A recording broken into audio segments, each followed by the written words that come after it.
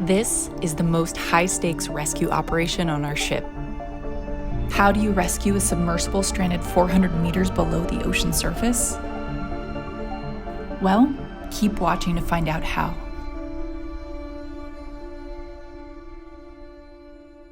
Hello from OceanXplorer. Welcome to Norway. After 9 months in the shipyard for upgrades, we've made our way from Rotterdam to Bergen and from Bergen to Sognefjord. Nicknamed King of the Fjords, it's the largest, deepest fjord in Norway, spanning more than 127 miles in length and over 4,200 feet deep. We're here for a 3-week shakedown before we begin a very busy field season around the world.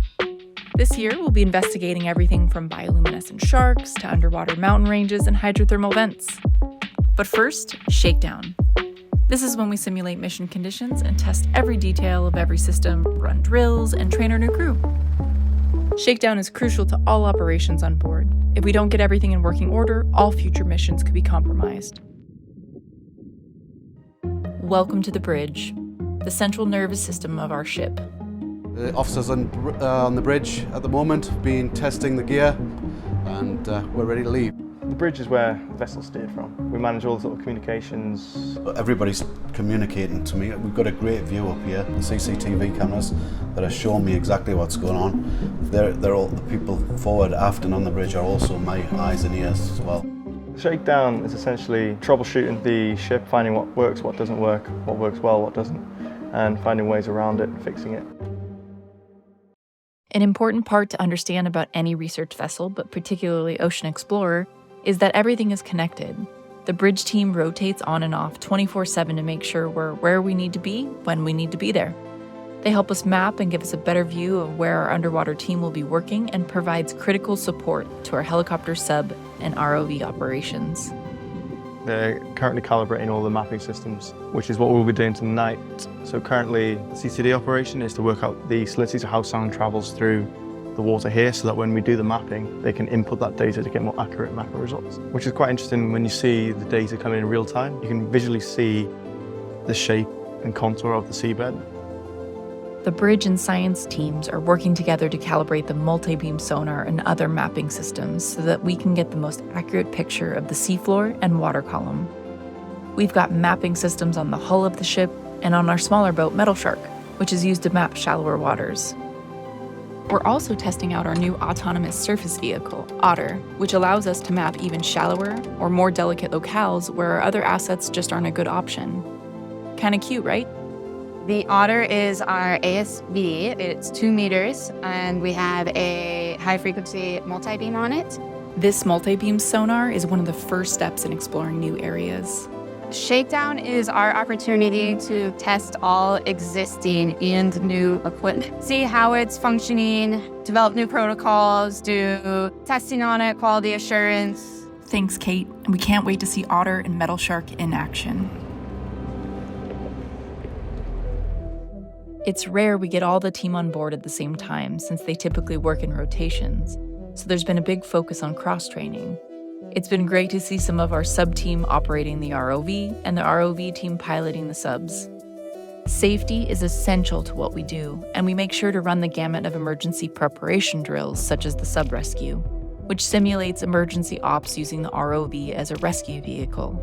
Hey, my name is Erica Bergman. I'm your friendly neighborhood submarine pilot, and today we're going to go on a dive to do some skills and drills as emergency practice.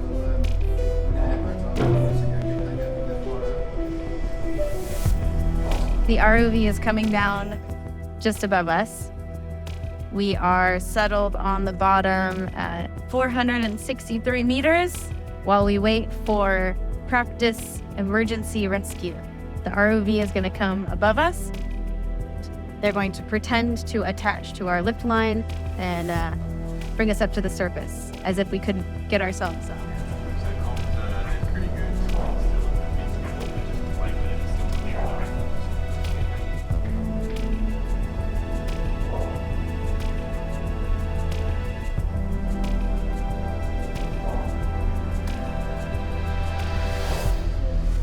Another shakedown drill? Checked off the list.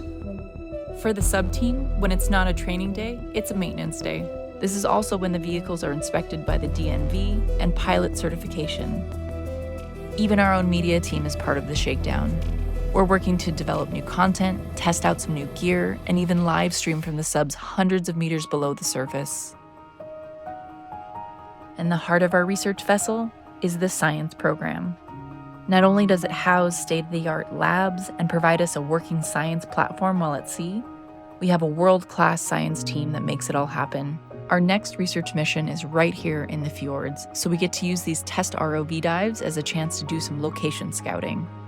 The scientists on the upcoming missions will be studying everything from kelp and tuna to bioluminescent starfish and sharks. The remotely operated vehicle is deployed almost every day. This is an incredibly complex system loaded with sensors and cameras and tethered to the ship with a fiber optic cable to bring back tons of amazing science and media. All of the mechanical, electrical, and software systems need to be pressure tested and tweaked. With such a complex system, there's always glitches to iron out. The scientific sampling gear and cameras, as well as the media cameras we use to capture HD footage, are mounted, tested, and calibrated.